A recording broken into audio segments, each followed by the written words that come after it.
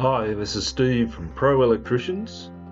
This short video is to answer some frequently asked questions we receive in regards to Queensland's new smoke detector laws. 140 house fires per month. In 2017, smoke detector laws changed to protect lives. Are you protected? Do I have to change anything now? Yes.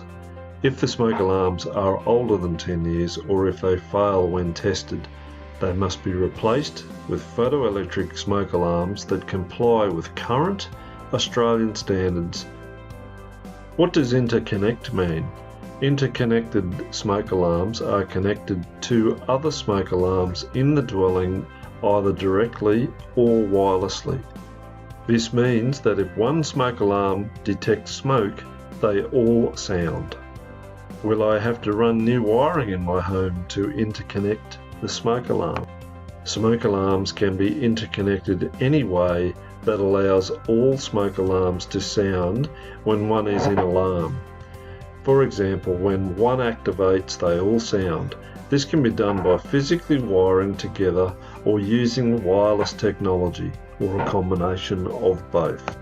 Wireless technology is available for both 240 volt and battery operated smoke alarms. To access further information, download your free report at proelectricians.com.au/SL.